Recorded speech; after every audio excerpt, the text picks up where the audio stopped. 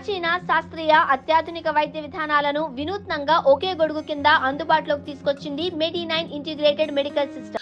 గోవింద్ ప్రకాష్ రావు గారు, ఇప్పుడు ముఖ్యమంత్రి రేవంత్ రెడ్డి గారు మంత్రుల విషయంలో కావచ్చు, లేకపోతే అధికారుల పనితీరు విషయంలో కావచ్చు, కొద్దిగా అసంతృప్తిగా ఉన్నట్టు మనకు వార్తలు వస్తున్నాయి. ఏంటి దీన్ని ఎట్లా అర్థం చేసుకోవాలంటే రేవంత్ రెడ్డి గారు సరిగ్గా వాళ్ళని అర్థం చేసుకోలేకపోతున్నారా, లేకపోతే ఈ గవర్నెన్స్ లో లోపమా? దీన్ని ఏమనుకోవాలి? వాళ్ళు కోఆపరేట్ చేయట్లేదా మంత్రులు? తో ఆయనే నిన్న ఆఫ్ ద రికార్డ్, నేను కూడా ఢిల్లీ ప్రెస్ మిత్రులతో మాట్లాడాను, ఇద్దరు ముగ్గురితో. ఆఫ్ ద రికార్డ్లో ఓపెన్గా చెప్పాడు ఆయన, ఎవరు పని చేయడం లేదు, నాకు కుర్చీ ఎప్పుడు కాలవుతుందా కూర్చుందామనే పద్ధతిలో ఉన్నాడని చెప్పి, సీరియస్నెస్ లేదు అనేది ఖచ్చితంగా చెప్పాడు. After Rahul Gandhi meeting of the record serious గా చెప్పిన విషయం అది చెప్పాడు. అది ఆఫ్ ద రికార్డ్ ప్రింట్ వచ్చింది, దాన్ని ఎక్కడ ఖండన కూడా జరగలేదు. ఇది కాదు, ఇది నేను మాట్లాడలేదు. ఎవరు ఖండిస్తారు? అంటే మళ్ళా సీఎం పేషి నుంచి ఖండన రావచ్చు కదా, ఇది తప్పు వార్తలు ఏదైతుంది, ఇటువంటి సంభాషణ జరగలేదు ఆఫ్ ద రికార్డ్ అని. బట్ నేను మాట్లాడాను, కావాలనే మాట్లాడాను, క్లోజ్ మిత్రులు కదా. ఆయన కొంచెం ఓపెన్ అప్ అవుతాడు, దాచుకునేది వ్యూహం. అంటే నేనేంటంటే సీక్రసీ, ఇది నష్టం జరుగుతుందా లాభం జరుగుతుందా ఆలోచించాడు, ఓపెన్ అప్ అవుతాడు. అలాగే నేను ఒక ఐఏఎస్ అధికారి, రిటైర్ అధికారి పుస్తకంలో, మేము ఒక్కటి చెప్తే వాళ్ళు 3 తప్పులు చేస్తున్నారు అంటే నువ్వు ఒకటి తప్పు చెప్తున్నావు అనేది ఓపెన్ అప్ అయిపోయాడు. తప్పు అంటే కొంచెం ఫేవర్ చేయండి, కొంచెం ఎక్కడో చిన్న ఛాన్స్ ఉంటుంది, అవకాశం తీసుకుంటారు వాళ్ళు. దాన్ని చేయమన్నప్పుడు ఈ ఒక్కటి చేయనప్పుడు అదే టైప్ ఇంకో 3-4 పనులు చేస్తుంటారు అనేది ఆయన ఉద్దేశం. దీన్ని అడ్డు పెట్టుకుని మిగిలిన చేసుకుంటూ పోతారు. న్యాచురల్, ఇది ఎప్పుడు జరిగేది, ఏ ప్రభుత్వంలో ఉన్న కేంద్రంలో కానీ ఏ రాష్ట్రాల్లో కానీ ఎప్పుడు జరిగేదే. అసలు వీళ్ళు అవకాశం ఇవ్వకూడదు కదా. అవకాశం ఎక్కడైతే చిన్న ఒకటి దీన్ని సెట్ చేసి ఏదో హెల్ప్ చేయమన్నప్పుడు అదే పద్ధతిలో ఇంకా 4-5 కేసులు వస్తే వాళ్ళు చేసేస్తారు. ఇక రికమెండేషన్ అవసరం లేదు. దాంట్లో కదా వీళ్ళు అగర్బ కోటీశ్వర్లు ఇలా రాజకీయ నాయకుల కంటే అధికారులకే 1000 కోట్లు భూములు వాళ్ళ అట్టహాసాలు మనకు ఉన్నాయి, మనం చూస్తున్నాం కదా. ఇది ఫ్యాక్ట్. దీంట్లో ఎవరు దీన్ని డినే చేయడానికి అవకాశం లేదు. అందుకోసమే ఈ పోస్టింగ్ల కోసం మస్కాలు ఇవన్నీ చేయడం అనేది కామనే కదా. అట్లా కొందరు చేసి కూడా అవకాశం చేసి సంపాదించుకొని కూడా జైలుకు పోయింది కదా, శిక్షలు అనుభవిస్తున్నారు కదా. ఇక్కడ కాదు, దేశంలో జరుగుతుంది. రైట్స్ అవుతున్నాయి, వాళ్ళ ప్రాపర్టీలు బయటపడుతున్నాయి, 100,000 కోట్లు ఇతర దేశాల్లో జరుగుతున్నాయి. వాళ్ళ పిల్లలు ఏం చేస్తుండ్రు, వాళ్ళ ఆభావాలు మనం చూస్తాం. ఇవన్నీ మనం డీప్గా పోవాలంటే దాన్ని 24 గంటలు చర్చించవచ్చు విత్ అఫీషియల్, ఎక్కడెక్కడ ఎవరెవరైనా జరిగింది. సో ఇదంతా వాస్తవం. ఇది 50 సంవత్సరాల కింద జరిగిన ఇన్సిడెంట్స్ కూడా ఉన్నాయి. పోలీస్ అధికారులు ఏమేమి వాళ్ళు చేశారు. సో దాన్ని కాకుండా ఏది ఏమైనా ఇది నష్టం జరుగుతున్నది. అంటే ఒక ముఖ్యమంత్రిగా ఉండి మేము ఒక్క తప్పు చేయమంటే వాళ్ళు ఇంకో 3 చేస్తుండారంటే అంటే పట్టు సాధించలేకపోయారా రేవంత్ రెడ్డి? అంటే కొంచెము అతని డైరెక్ట్గా చీఫ్ మినిస్టర్ అయ్యాడు, అడ్మినిస్ట్రేషను లేదు. ఆ సమస్య డీసీ, ఎమ్మెల్సీ, ఎమ్మెల్యే, ఎంపీ అయ్యాడు, వేరే సంగతి. దూకుడు స్వభావం, పెద్ద దాపరికం లేకుండా ఓపెన్ అప్ అయి మాట్లాడే అలవాటు. ఒక క్రిటిసిజాన్ని చేసినప్పుడు పాపులర్ కూడా అలాగే అయ్యాడు. అంటే ఇష్యూస్ను చమత్కారంగా మాట్లాడి పాపులర్ అయ్యాడు. కానీ ముఖ్యమంత్రి అయిన తర్వాత కొంత లౌక్యము ప్రదర్శించారా, అది నష్టం జరిగే అవకాశం ఉంది. ఈరోజు మోడీ గారిని అవసరమే లేదు, 90 కాంగ్రెస్ పీరియడ్లే పిలిచి చేసింది. అది ఎంత వివాదం అయిపోయింది.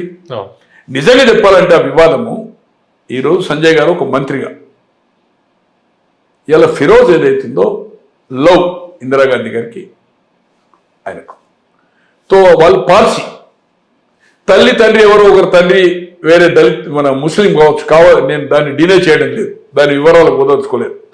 బట్ పార్సీ కనుక పార్సీ వీళ్ళు బ్రాహ్మణ కింద కౌంటర్. నెహ్రూ గారు దాన్ని అభ్యంతరం పెడితే గాంధీ ఒప్పించి అడాప్షన్ తీసుకున్నాడు ఆయన. గాంధీ పేరు ఎందుకు వచ్చింది, రాజీవ్ గాంధీ కానీ ఇందిరాగాంధీ గారు కానీ, బికాస్ ఆఫ్ ఫిరోజ్ గారిని గాంధీ గారు దత్తత తీసుకున్న తర్వాత హిందూ సాంప్రదాయ ప్రకారం పెళ్లి జరిగింది. వాళ్ళ కుమారులే సంజయ్, తర్వాత రాజీవ్ గాంధీ. ఈరోజు సంజయ్ గాంధీ అంజనేయుని భక్తుడండి, పరమ భక్తుడు. ఈరోజు ఆయన మారుతి కార్ ఏదైతుందో తీసుకొచ్చింది, ఈ అతన్ని తీసుకొచ్చి మారుతి అనే పేరు ఎందుకు, మారుతి అంటే ఆంజనేయ స్వామి. ఆంజనేయ స్వామి మారుతి అనే పేరు, అదే పేరు కంటిన్యూ అయింది. తర్వాత వేరే కంపెనీ టేకప్ చేసింది అనుకోండి, గొడవ అయిపోయి. తో పక్కా ఏదైతుందో అది ఎవరు, వాళ్ళు హిందూ సాంప్రదాయం ప్రకారం ఏదైతుందో జరిగింది. ఈరోజు సిక్ అయినా కూడా మేనకా గాంధీ హిందూ సాంప్రదాయ ప్రకారం ఇలా పెళ్లి ఫోటోలు ఉన్నాయి. తో దాన్ని ఏదైతుందో ఇలా ఖాన్ అంటే ఏదైతుందో రాహుల్ ఖాన్ అంటే ఏమైందంటే ఈ వివాదం ఎక్కడి నుంచి వచ్చింది? మోడీ గారి ప్రస్తావన మనకు అవసరం లేదు. ఆయన బీసీ కాదంటే బీసీ అయితే ఎన్నో కులాలు ఏదైతుందో బీసీలో మనకు ఇక్కడ కానీ ఈ రాష్ట్రంలో కానీ దేశమంతా మనకు కలిసినాయి స్వాతంత్రం వచ్చిన తర్వాత. అట్లనే కాన్స్టిట్యూషన్ అమెండ్మెంట్ ఎన్నిసార్లు చేసినామో మనకు తెలుసు. తో దాంట్లో తప్పు లేదు. తో దాన్ని అంటే ఇటువంటి వివాదాలు ఏదైతుందో ఒక ముఖ్యమంత్రిగా ఆచితూచి యాస భాష కొంచెం ఒక ముఖ్యమంత్రి స్థాయి అంటే చాలా ప్రముఖ పత్రికల్లో కానీ టీవీలో కానీ విశ్లేషకులు కానీ ఈవెన్ ఏఐసిసి నాయకులు కానీ దూకుడుకు సలహాలు కూడా ఇవ్వడం జరుగుతుంది. కానీ ఆ డయాస్ మీద ఎమోషనల్ అయ్యేదైతుందో చేయడం వల్ల ఇది వివాదాలకు తావిస్తుంది. ఏది ఏమైనా ఇప్పటితో ఇది ఇటు కాంగ్రెస్ కానీ అటు బీజేపీ కానీ ఇంకెవరు కానీ ఈ వివాదానికి ఏదైతుందో తావివ్వకుండా ప్రజా ఇష్యూస్లు మాట్లాడడం తప్పితే దీన్ని ఈ వివాదాన్ని ఏదైతుందో చేయడం ఏదైతుందో బాగుండదు. ఇది ఒక విధంగా చెప్పాలంటే పర్సనల్ వ్యక్తిగత సంబంధం. ఇవాళ మోడీ గారిని ఆయన భార్య ఏంది ఇవేంది ఇట్లా చేస్తా పోతుంటే రాజకీయాల్లో ఇది విలువలు దిగజారుతున్నాయి. మీరు ఇందాక చెప్తూ రేవంత్ రెడ్డి గారు ఆ కుర్చీ కోసం కొంతమంది కాచుకుని కూర్చున్నారు అన్నట్టు చెప్పారు. ఈ వర్డ్ ఏదైతుందో ఆఫ్ ద రికార్డ్ లో మన ఢిల్లీ ప్రెసిడెంట్ ఎందుకంటే కాంగ్రెస్ లో మీకు అందరూ దగ్గర కదా, ఎవరు ఆ లిస్ట్ ఎవరు లిస్ట్ చెప్పాలంటే ఉత్తమ్ గారికి ముఖ్యమంత్రి రేస్ లో ఉండే కదా, భట్టి గారు ఉండే కదా, శ్రీధర్ బాబు గారు కూడా పోయి ఢిల్లీలో ఉండే కదా, ఈ క్యాంప్ లో హోటల్ లేదు కదా, కర్ణాటకలో కూడా సక్సెస్ అయ్యాడు వెంకయ్యరెడ్డి గారు అంటేనే వేరు. కర్ణాటక ఒక కాన్స్టిట్యూన్సీ ఇన్ఛార్జ్ సార్, ఎవరు సక్సెస్ ఎక్కడ success sir, they are only secretaries ఒక నియోజకవర్గం పరిధిలో. మర్యాద కూడా పోయి నేను 2 సార్లు గెలిపించినట్టు నువ్వెందుకు వెళ్ళలేదు, డిపాజిట్ పోయింది కదా, గెలిపించినంటే ఏం చేస్తారు నాకు అర్థమే కాదు. సెక్రటరీ జనరల్ సెక్రటరీ ఇన్ఛార్జ్ వ్యూహం బన్ని ఇప్పుడు ఒక ఎగ్జాంపుల్ ప్రణబ్ ముఖర్జీ ఇన్ఛార్జ్ నోడు, దిగ్విజయ్ సింగ్ నోడు, గులాం నబీ ఆజాద్ నోడు కొన్ని పార్టీలతో చర్చలు జరిపినప్పుడు అది వేరే సంగతి. అదే వీళ్ళు పోయి సెక్రటరీ నియోజకవర్గం నుండి నేను గెలిపించిన అంటే ఒకటి సార్. ఆయన వెంకయ్యరెడ్డి గారు అయితే క్యాంపులో ఉన్నాడు, ముఖ్యమంత్రి కానన్నాడు. తో అలాగే ఏదైతుందో ఈ విధంగా ఏదైతుందో ముగ్గురు భట్టి గారు సీరియస్ కంటెండర్ అండ్ ఇది లేటెస్ట్ గా అంటే ఫైనాన్షియల్ కానీ కొంత స్ట్రెంత్ ఎమ్మెల్యేల గ్రూప్ కానీ అండ్ ఎమర్జ్ అయ్యేటనే పొంగిరెడ్డి గారు కూడా అవకాశం ఇప్పుడు కాకుండా ఎప్పుడైతే బీసీ యాంగిల్లో పొన్నం ఉండడా? బీసీ యాంగిల్లో పొన్నము నేను అనుకుంటున్నా మంచి మిత్రుడు, నేను ముఖ్యమంత్రి నన్ను ఒప్పుకుంటారని అనుకోడు. అవసరమైతే డిప్టీ ఏదైతుందో బీసీకి నాకు ఏదైతుందో బీసీ ఉన్న దాంట్లో ఇప్పుడు బీసీలో ఇద్దరే ఉన్నారు కదా, ఈయన గౌడు ఆమె పద్మశాలి, మొదటి నుంచి ఎన్ఎస్సీ ఉన్నాడు, ఇండిపెండెంట్ పోటీ చేశాడు వేరే సంగతి అనుకోండి. సత్యనారాయణరావు గారి మీదే చేశాడు 2004లో, మళ్ళీ పార్టీలో వచ్చాడు, మార్క్ఫెడ్ అయ్యాడు, ఎంపీగా ఓడిపోయాడు, ఎంపీ అయ్యాడు, ఇవన్నీ జరిగింది, ఎమ్మెల్యేగా ఓడిపోయాడు, కాన్స్టిట్యూన్సీ చేంజ్ చేసి గెలిచాడు. Is hard worker.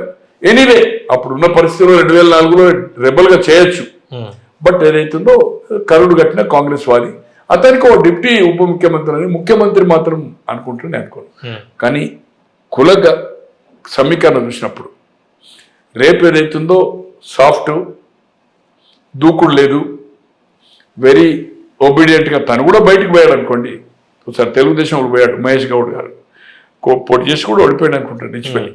But anyway అతనికి ఏదైతుందో సేమ్ కమ్యూనిటీలో రేపు మహేష్ గౌడ్ ఏదైనా వివాదాస్పదమైతే మహేష్ గౌడ్ కూడా ఏదైతుందో ఒక ఛాయిస్ లో బీసీ నాయకుల్లో రేపు ఎమర్జీ అయ్యే నాయకుల్లో ఖచ్చితంగా రాబోయే రోజుల్లో ఇప్పుడున్న సిచ్యువేషన్ లో ఎలివేట్ అయ్యాడు, పిసిసి ప్రెసిడెంట్ అయ్యాడు, వర్కింగ్ ప్రెసిడెంట్ గా సక్సెస్ఫుల్ గా చేశాడు. గాంధీ కోఆర్డినేషన్ కూడా బాగుంది, వివాదాలకు అతీతుడు, చిన్న అవినీతి మచ్చలేదు,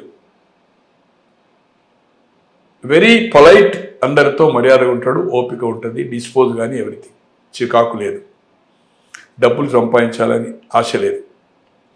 అంటే జనరల్గా ఏదైనా ఎవరన్నా అది ఉంటే కూడా భయపడే వ్యక్తి, అమ్మో జాగ్రత్తగా ఉండాలి, సింపుల్ లైఫ్. తో రేపు బీసీ నాయకుల్లో ఎమర్జీ నాయకుడు మనకు కనిపించే దాంట్లో కాంగ్రెస్ లో మహేష్ గౌడ్ ఏదైతుందో బీసీ నాయకుడిగా ఎమర్జీ అయ్యే అవకాశం ఖచ్చితంగా ఉంది రేపు Okay. అతనికి బ్రైట్ ఫ్యూచర్ రైట్ దాంట్లో ఏమాత్రం మళ్ళీ కానీ ఏదైతుందో కాకతాళీయంగా మాట్లాడినా ఒక ముఖ్యమంత్రిగా ఆఫ్ ద రికార్డ్ మాట్లాడినా బయటకు వస్తాయి. ఇది ఓపెన్ అప్పే ముఖ్యమంత్రి కాంక్షించటోళ్ళు. నీ ముఖ్యమంత్రి క్యాండిడేట్ అప్పుడే ఢిల్లీలో కూర్చున్నారు కదా వాళ్ళు. రాహుల్ గాంధీ కూడా అసలు అపాయింట్మెంట్ ఇవ్వట్లేదని కొంత ప్రచారం జరిగింది, ఆయనకి చెప్పుకోవాల్సి వచ్చింది. రాహుల్ గాంధీ అపాయింట్మెంట్ అంటే కొంత నేను క్రాస్ చెక్ చేసుకున్నాను గత ఇంటర్వ్యూలో మనం అనుకున్నాం కానీ కొంత ఫ్రీడమ్ ఏదైతుందో కొంత ఇవ్వాలని.